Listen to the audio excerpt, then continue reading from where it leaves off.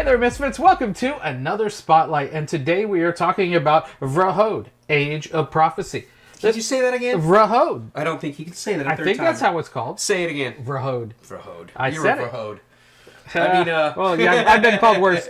yes, But yes, I this have too. game is all like a little, like a D&D in a game.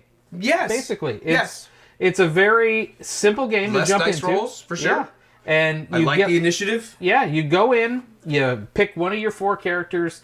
They're a little weak at the beginning, and it's a little hard to do stuff. I would also suggest a couple more, but you whatever. grow. Yeah, you grow. But you grow, But and you get right. more stuff. Right. And there's a lot of games out there that are kind of like jump in, kind of play D&D-ish Yep. kind of stuff, and It's we played a that-ish. lot of them. Yep. And some are super simple, and some of them are brutal as heck. And I would say brutal. this is not brutal. it's not brutal as heck. It's a really good comfort zone. I think. Especially for newer players. Here's especially the for newer gotta players. read the if you just breeze through the book. Yeah, one guy's got to jump in and learn the rules. And that's okay. It shouldn't take more than an hour. And But they're that's not good. hard rules. They're not terrible rules. First off, that's great. Okay? Character setup. Character setup takes a second, but all character setup takes a second. But once you got Pick it, a card, it's done. boom, boom, boom, start them up. It takes, Let's go. you got to read the little things, but you got to know what they do, and that's great. Right? And then you set up all the things, and then you get your dude, and then once you're done looking at your dude, what happens is over here you get some skills, right? Because you get your what is that, gear, and then you get your what is the other thing there? What's that thing say right there? Skills. Skills. So you get your skills, and then you get your racial abilities, right? Which are all these cards Which are right all these there. cards You get right the, here. you get your, So you get the face through all of it, and then you mark your things, and then you turn it on this side, and you know what everything and they're is. nice little bonuses They when are you're in certain areas absolutely. and stuff like that. Yep. So I think it really does a nice thing about giving all of your characters their own uniqueness.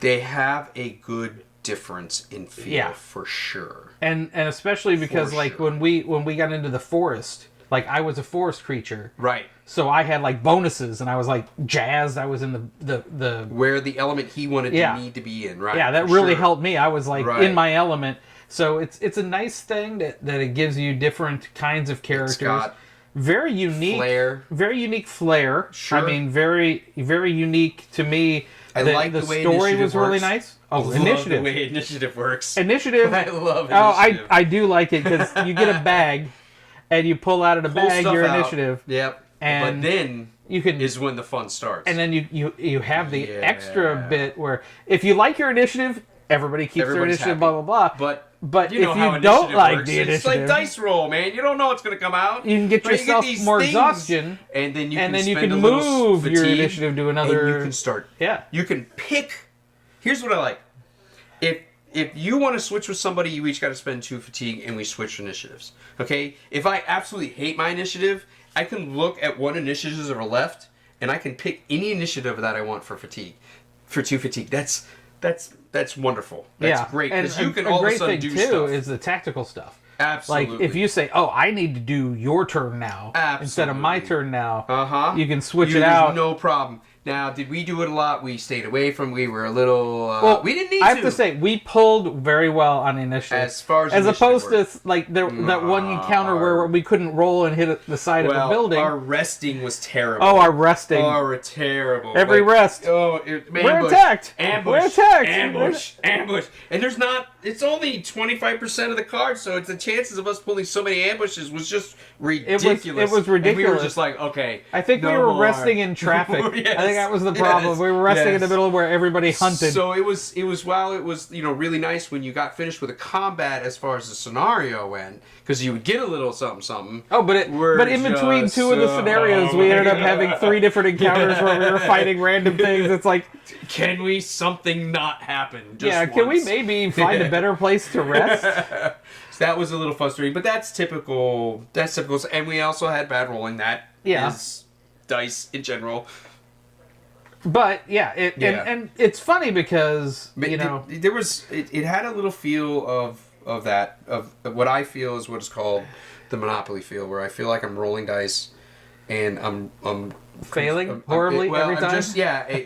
I'm so dependent on the dice roll that it causes a little bit of Anxiety. there. I Thank can you. understand. You know what I'm saying? And for me, does. it's like if I'm the kind of person, if I miss the die roll, I miss the die roll. I'm like, yeah, it's a die roll. I can handle it. It's But just I understand. tactically it drives me nuts. Oh yeah, Just there was tactically, 'cause that my one mind is like, there was that one time that was like, I'm gonna kill this. Oh, missed Nope. all shots. We missed for 6 turns in a row. It was terrible. You need to go sit in the corner right now. Everybody needs to, I'm just gonna rock in this corner. And the great thing is it wasn't like that they were hitting us for a whole bunch. It just because they weren't. They weren't hurting us. It was just so. Well, they were hurting. They were hurting Dawn. Oh well, Dawn got rocked. She got rocked really bad. I didn't realize that my character could take a hit, and I was trying to go up there and trying to hit something, but I couldn't hit anything. Well, it was funny that one turn that you like hit the things, and then she came up and she made them all mad. It made them all mad, and then she it's hit like everything, and then neither of us could do anything. Literally, it's like the last character to do damage to it gets attacked, and she's like,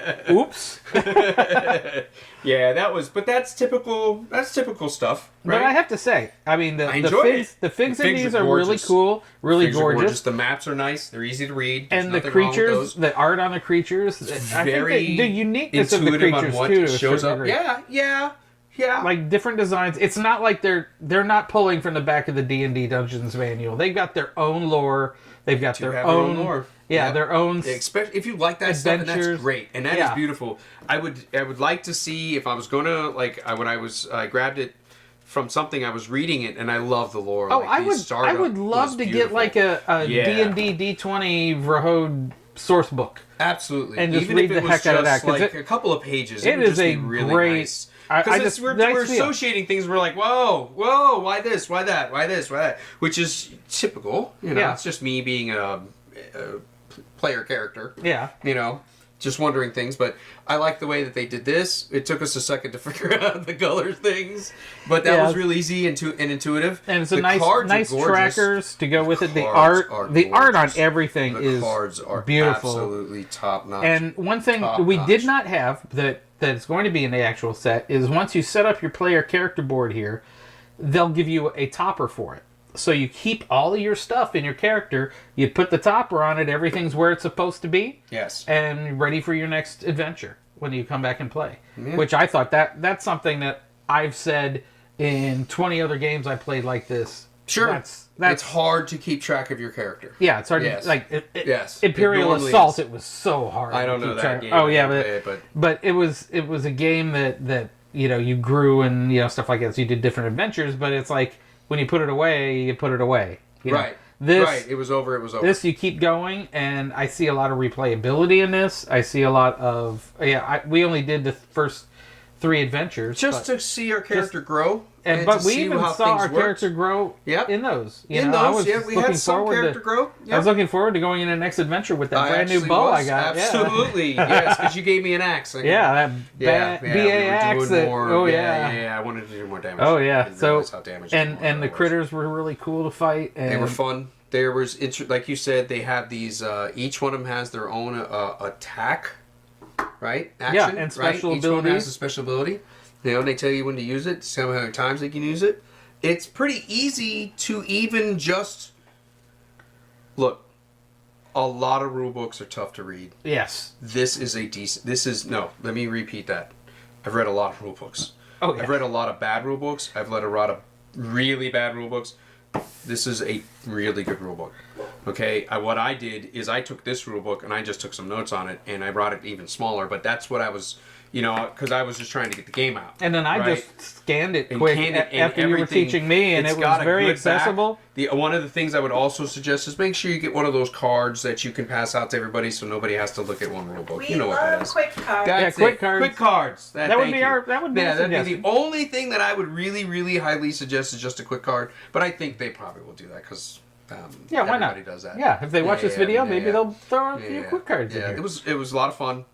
And I would like to thank them for thanks for sending us this prototype. Yeah, for sure. And we are very glad to be able to take it and play it. And it's funny because I haven't had a good experience like this as far as a mini D&D kind of game. Sure. Recently. Yeah. And it was very refreshing to jump right in. And absolutely. To be able to jump right in, like Dawn and I, you read the rules first, Dawn and I jumped in. Yes. 2 hours later, we did 3 adventures. We had a whole lot of fun. And we had a lot of fun. 3 adventures and like about an adventure worth of resting attacks. Well, exactly. Yeah, it shouldn't have been 2 hours. It should have been an hour and a half minute like, max. And we really felt like we were learning more about the lore as we went and everything. It was. And you know what? I'll tell you what. The only reason why I was glad that we did so many ambushes was because we really perfected combat. Yeah. Like that did make us. It was like being on the combat treadmill, and we were right. We were just like. Okay, maybe you should go here and you should go here. And we're all like fatigue. Everybody's gonna fatigue. Okay, nobody change initiative. The monster was damaged, and I'm coming in for the kill, and I would like hit it. Yeah. Oh, she ended everything. Yeah. All I could just do was I couldn't even piss it off. Oh yeah, it was angry. I'm sure it was angry. Yes, but of course I was just throwing arrows in it and arrows in it. You were just in it and arrows in it. It looked like a pincushion. A lot of arrows. It was a typhoon of arrows, which was awesome. Again, awesome. You know, it was like I said, it felt like you had a nice range ability. She could come up there and do what her healing, and also just walk up there and whack it. Yep. And I could go up there and I could intercept things. Yep. You know, which was the point of keeping it from charging, or at least positioning so it's not going to hit anybody else. You know, there were tactics. It was very tactical. Yeah. And as a tactics fan, as a true tactics fan, it's one of most of the games I usually play as tactical games. This felt really smooth. Like I didn't at all ever, except for when somebody was just like trying to move everybody and possession everything, and I was like, okay, Tom. Yeah, I love that. Stop. Okay, if we do this and we do this and we do this and we do this, and you're like, you're like Leroy Jenkins. Yes, I did. I was like, enough of that. We're charging this thing. And then I'm like, but I can't hit it from here. No, I don't care. We're taking it out. Yeah, so Leroy Jenkins. Yes, we did Leroy Jenkins it. I know, that was funny. Look, the bottom line of this game is we had a lot of fun. We did. And we jumped right in. We got up to our hips in this game, and we had a lot of fun. It was a lot of fun. I think you will too. So I know you will. Yeah. So it's not a think. I'm seriously play the game. It's fun. Seriously, fun. It's not just a little bit of fun. What more could you say about it? Yeah, I don't know what to say about it. So go right out there and kickstart this puppy. You can't say that. You're making more work for him. Okay, he's not going to say it again. Okay, we had a lot of fun, didn't we? Okay, go kickstart this thing. And I'm going to strangle him later. So until next time, Misfits, game on!